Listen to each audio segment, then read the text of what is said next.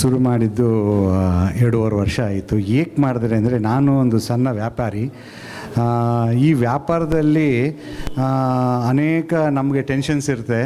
ಈ ಟೆನ್ಷನ್ಸ್ ಹೆಂಗೆ ಕಮ್ಮಿ ಮಾಡ್ಕೊಬೇಕು ಅಂತ ನಾನು ಒಂದು ಸುಮ್ಮನೆ ಮನೇಲಿ ಹಾಡ್ತಾ ಹಿಂಗೆ ಸ್ನೇಹಿತರನ್ನ ಪರಿಚಯ ಮಾಡಿಕೊಂಡು ಅವ್ರ ಜೊತೆನೂ ಹಾಡ್ತಾ ಒಂದು ಸಂಬಂಧವನ್ನು ಸ್ನೇಹಿತರನ್ನ ಬೆಳೆಸ್ಕೊಂಡು ಇದನ್ನು ಬೆಳೆಸಿದ್ದು ಈ ಸ್ವರ ಸಾಧನ.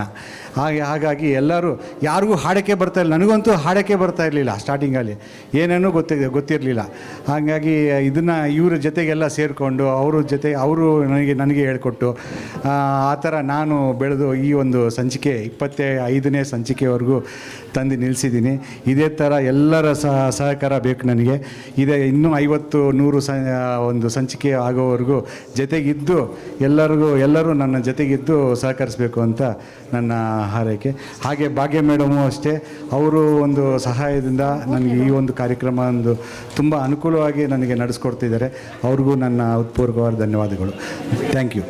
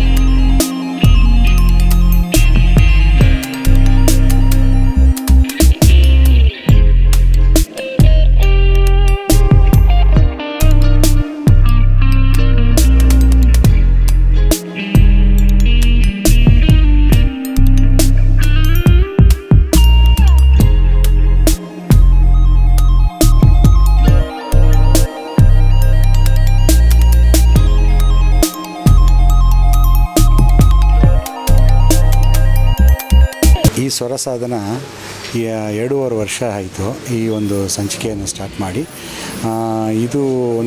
ಈ ಸಂಚಿಕೆ ಮಾಡಿದ ಕಾರಣ ಏನಂದರೆ, ನಾವೆಲ್ಲರೂ ಒಂದು ವ್ಯಾಪಾರ ಮಾಡೋರು, ಉದ್ಯಮದಲ್ಲಿರೋರು, ಡಾಕ್ಟ್ರಸ್ಸು ಎಲ್ಲರೂ ಈ ಒಂದು ಕಾರ್ಯಕ್ರಮದಲ್ಲಿದ್ದೀವಿ.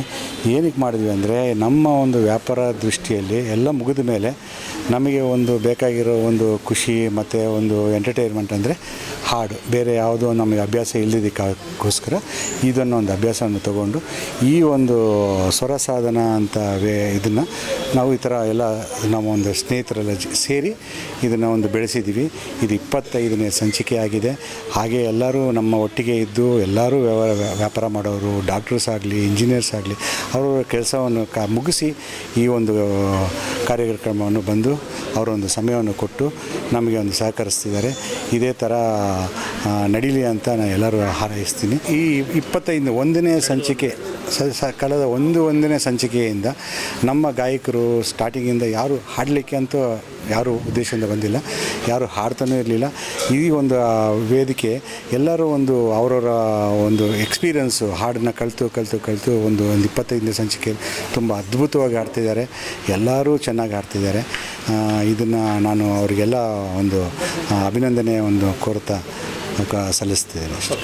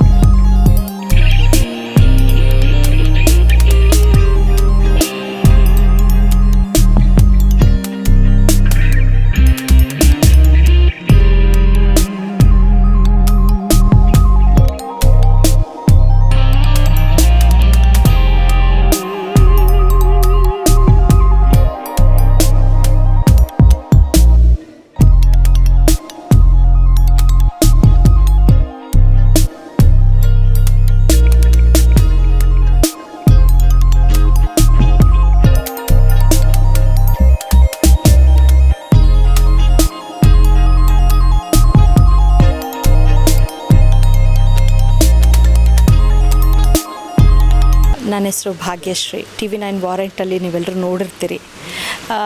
ಇದು ನನ್ನ ವೇದಿಕೆನೇ, ಇದು ನನ್ನ ಇದೇ ಅಲ್ಲ, ಬಟ್ ಆದರೂ ನನ್ನ ಮಗಳು ಆ್ಯಕ್ಚುಲಿ ಅಭಿಜ್ಞಾ ಶಾಕುಂತಲ ಅಂತ, ಅವಳು ಸಿಂಗಿಂಗಲ್ಲಿದ್ದಾಳೆ. ಸೊ ಅವಳನ್ನು ಕ್ಲಾಸಿಗೆ ಕರ್ಕೊಂಡು ಹೋಗ್ತಾ ಶ್ಯಾಮ್ ಸರು ಮತ್ತು ಸುಜಾತಾ ಮ್ಯಾಮ್ ಒಂದು 4 ಜನ, ನಾವು ಯಾಕೆ ಒಂದು ಎಲ್ರಿಗೂ ಒಂದು ವೇದಿಕೆನ ಸೃಷ್ಟಿಸಬಾರ್ದು, ಎಲ್ಲರಿಗೂ ಕೂಡ ಪ್ಲೇಬ್ಯಾಕ್ ಸಿಂಗಿಂಗ್ ಅನ್ನೋದು ಸಿಗೋದಿಲ್ಲ, ಭಾಳಷ್ಟು ಆಸೆ ಇರುತ್ತೆ ಎಲ್ರಿಗೂ ಕೂಡ. ವೇದಿಕೆ ಕೊಟ್ಟಾಗ ಮೊದಲು ಯಾರಿಗೂ ಸರಿಯಾಗಿ ಆಡೋಕ್ಕೆ ಬರ್ತಾ ಇರಲಿಲ್ಲ. ಹಾಡ್ತಾ ಹಂಗೆ ಕಲ್ತ್ಕೊಂಡ್ರು. ಇವಾಗ ನೋಡಿದ್ರೆ 25ನೇ ಸಂಚಿಕೆ ಆಗೋಯ್ತಾ ಅನ್ನೋ ಅಷ್ಟು ಖುಷಿ ಆಗುತ್ತೆ.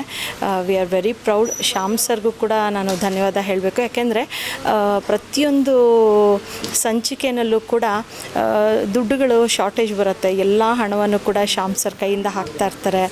ಹಾಗೆ ನಮ್ಮದು ಇಲ್ಲಿವರೆಗೂ ನಡ್ಕೊಂಡು ಬಂದಿದೆ. ಇನ್ನೂ ಒಂದು 50-100 ಸಂಚಿಕೆಗಳು ಮುಂದುವರಿಲಿ, ಸ್ವರ ಸಾಧನ ಒಳ್ಳೆ ಹೆಸರು ಮಾಡಲಿ ಅಂತ ಕೇಳ್ಕೊಳ್ತೀನಿ.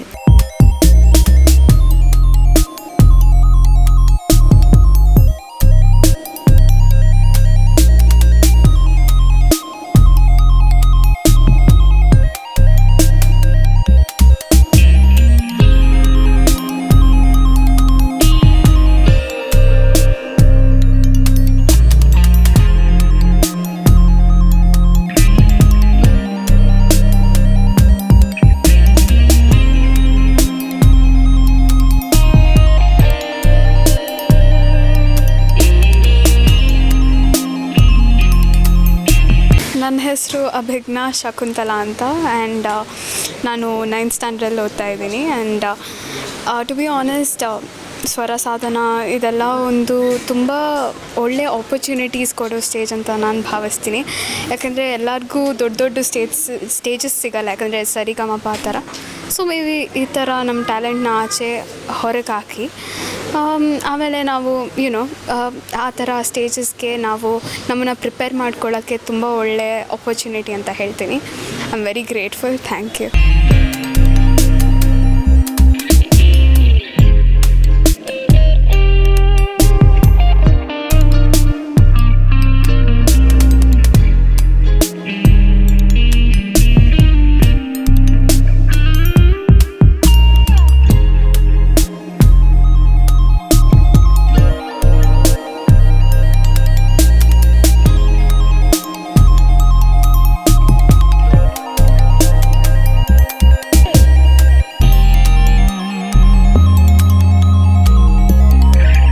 ಕೆರೋಕೆ ಸಿಂಗಿಂಗ್ ಅನ್ನೋದು ಈಸಿ ಅಲ್ಲ.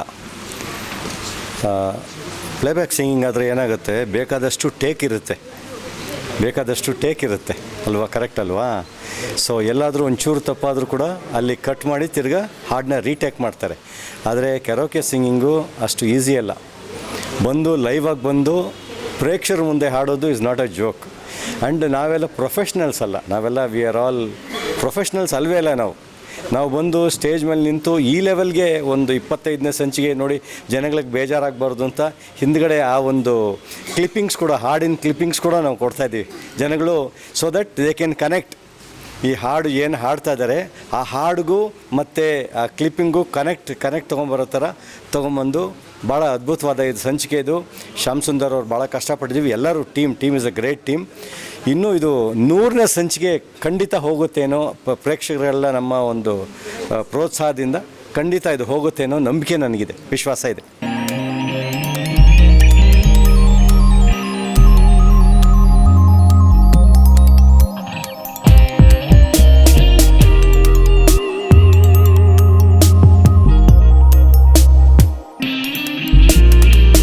ಮೊದಲಿಗೆ ನಾನು ಸ್ವರ ಸಾಧನ ಅವರಿಗೆ ತುಂಬ ಧನ್ಯವಾದಗಳನ್ನ ಅರ್ಪಿಸ್ತೀನಿ. ಇದು 25 ಎಪಿಸೋಡ್ಸ್ ಬಂದಿದೆ, ತುಂಬ ಖುಷಿಯಾದ ಇದು. ನಾನು ಇದರಲ್ಲಿ ಇದ್ದೀನಿ, ಕಾರಣಾಂತರದಿಂದ ನಾನು ಬರೋಕ್ಕಾಗಿರಲಿಲ್ಲ. ಆದರೆ ಇದು ಇಷ್ಟು ಚೆನ್ನಾಗಿ ಮಾಡ್ತಾರೆ ಅನ್ನೋದು ನನಗೆ ಅಂದ್ಕೊಂಡೇ ಇರಲಿಲ್ಲ. 25ನೇ ಇದು ಇಷ್ಟು ಚೆನ್ನಾಗಿ ಮಾಡ್ತಾರೆ ಅಂತ. ಮೈನಾಗಿ ನಾನು ಹೇಳೋಕೆ ಹೋದರೆ ಇದು ಕರೋಕೆ ಸಿಸ್ಟಮ್ ನಾವು ಸ್ಟಾರ್ಟ್ ಮಾಡಿದ್ದು ಗುರು ಸೌಂಡ್ ಆಫ್ ಮ್ಯೂಸಿಕ್. ಅದು ಏನು ಚಿತ್ರ ವಿಚಿತ್ರ ಗೀತೆಗಳು ಅಂತ ಅಲ್ಲಿಂದ ಶುರುವಾಗಿದ್ದು ಅದು ಈ ಮಟ್ಟಕ್ಕೆ ಬೆಳೆದಿದೆ.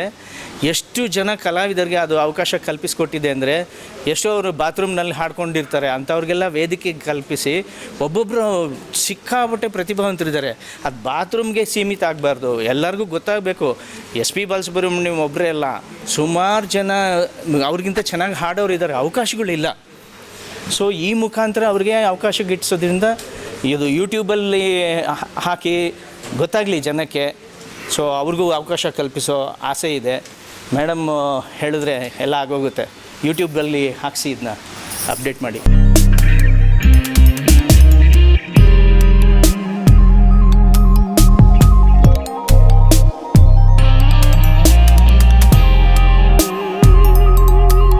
ನಮ್ಮ ಸ್ವರಸಾಧನ ಸಂಗೀತ ಕಾರ್ಯಕ್ರಮದ ಜೊತೆಗೆ ನಿಮ್ಮ ಮೀಡಿಯಾದ ಮುಖಾಂತರ ಯುವಕರಿಗೆಲ್ಲ ಒಂದು ಹೇಳೋದಕ್ಕೆ ಇಷ್ಟಪಡ್ತೀನಿ. ರಾಗದಿಂದ ರೋಗ ದೂರ ಅಂತಾರೆ.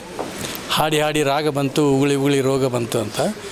ಎಲ್ಲರೂ ಗುಟ್ಕಾ, ಸಿಗರೇಟ್, ತಂಬಾಕು ಸೇವನೆಯನ್ನು ಬಿಟ್ಬಿಟ್ಟು ಒಂದು ಹಾಡೋದಕ್ಕೆ ಸ್ಟಾರ್ಟ್ ಮಾಡಿ. ನಿಮ್ಮ ಆರೋಗ್ಯ ಚೆನ್ನಾಗಾಗುತ್ತೆ ಮತ್ತು ನೀವು ಹಾಡುಗಾರರಾಗ್ತೀರಿ. ಮತ್ತು ಈ ಸಂಗೀತ ಅಂತಕ್ಕಂಥದ್ದಕ್ಕೆ ತುಂಬ ಇದು ಒಂಥರ ಮೆಡಿಸಿನ್ ಇದ್ದಂಗೆ, ಎಲ್ಲರಿಗೂ ಮೆಡಿಸಿನ್ ಇದ್ದಂಗೆ. ಯಾವುದೇ ರೋಗಗಳಿದ್ದರೂ ಇವನ್ ಶುಗರ್ ಆದವರು ಸಹಿತ ಈ ಹಾಡನ್ನು ಕರಗತ ಮಾಡಿಕೊಂಡು ಹಾಡ್ತಾ ಎಷ್ಟೋ ವಾಸಿಯಾಗಿದ್ದಾರೆ. ಸೊ ನಾವೆಲ್ಲ ಒಂದು ಹೈಸ್ಕೂಲ್ ಕಾಲೇಜ್ನಲ್ಲಿದ್ದಲ್ಲಿ ಹಾಡ್ತಿದ್ವಿ. ಒಂದು ನಡುವೆ ಒಂದು 20-25 ವರ್ಷ ಗ್ಯಾಪ್ ಆಗಿತ್ತು. ಹುಬ್ಳಿಲಿದ್ವಿ. ಇವಾಗ ಬಂದಮೇಲೆ ಕೆಲವೊಬ್ಬರು ಈ ಮೇಡಮ್, ನಮ್ಮ ರಾಧಿಕಾ ಮೇಡಮ್, ಒಳ್ಳೊಳ್ಳೆ ಸಿಂಗರ್ಸ್ ಇದ್ದಾರೆ. ಎಲ್ಲ ಸಿಂಗರ್ಸ್ ಜೊತೆ ನಾವು ಹಾಡಿ ನನಗೂ ಕೂಡ ಉತ್ಸಾಹ ಬಂದಿದೆ. 65 ಏಜ್ ಆದರೂ ನನಗೆ ಅಷ್ಟು ಅನಿಸಲ್ಲ. ನಾನು ಅದ್ರ ಬಗ್ಗೆ ಲಕ್ಷ್ಯನೇ ಕೊಡಲ್ಲ. ನಾನು ಹ್ಯಾಂಡಿಕ್ಯಾಪ್ ಇದ್ದರೂ ಅದ್ರ ಕಡೆ ಲಕ್ಷ್ಯ ಕೊಡಲ್ಲ. ಯಾಕಂದರೆ ಇದಕ್ಕೆಲ್ಲ ಕಾರಣ ನಮ್ಮ ಫ್ರೆಂಡ್ಸ್. ಅವ್ರು ಸ್ಟೇಜ್ ಮೇಲೆ ಕರ್ಕೊಂಡು ಬಂದು ನನ್ನ ಕೈ ಹಿಡಿದು ಹಾಡಿಸ್ತಾರೆ. ಅದು ನನಗೆ ತುಂಬ ಖುಷಿ. ಅದು ಹಾಗೆ ಈ ಸ್ವರಸಾಧನ ಸಂಗೀತ ಕಾರ್ಯಕ್ರಮ ಎಲ್ಲಿವರೆಗೆ ನಡೀತೋ ಅಲ್ಲಿವರೆಗೆ ನಾವು ಭಾಗಿಯಾಗಿರ್ತೀವಿ.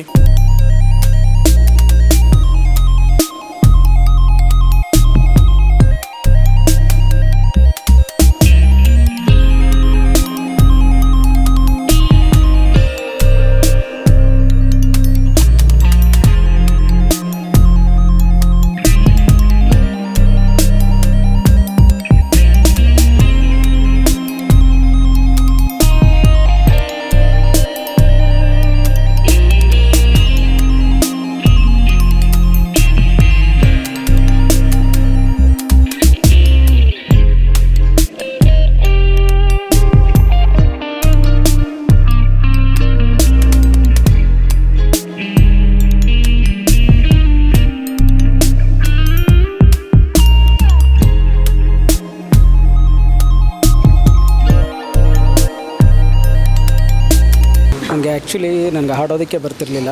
ನನಗೆ ಫಸ್ಟ್ ಟೈಮು ಶ್ಯಾಮಣ್ಣ ಅವರೇ ನನಗೆ ಒಂದು ವೇದಿಕೆಯಲ್ಲಿ ಅವಕಾಶ ಕೊಟ್ಟರು. ಆ್ಯಕ್ಚುಲಿ ಹೇಗೆ ಆಡಬೇಕು ಏನು ಒಂದು ಗೊತ್ತಿರಲಿಲ್ಲ. ನಾನು ಈ ಥರ ಈ ಸಂಚಿಕೆಯಲ್ಲಿ ಒಂದೊಂದೇ ಬಂದು ಈಗ 25ನೇ ಸಂಚಿಕೆಯಲ್ಲಿ ಧೈರ್ಯವಾಗಿ ಎಷ್ಟು ಚೆನ್ನಾಗಿ ಆಡ್ತಾಯಿದ್ದೀನಿ ಅಂದರೆ ನಮ್ಮ ಶ್ಯಾಮಣ್ಣ ಅವರೇ ನನಗೆ ಅಪ್ರಿಷಿಯೇಟ್ ಮಾಡ್ತಾರೆ. ಅಷ್ಟು ನಾನು ಆಡೋದಕ್ಕೆ ನಮ್ಮ ಶ್ಯಾಮಣ್ಣ ಅವರೇ ಈ ಒಂದು ಸ್ವರಸಾಧನ ವೇದಿಕೆನೇ ನನಗೆ ಒಂದು ಮೆಟ್ಟಿಲು ಅಂತ ಹೇಳ್ತೀನಿ.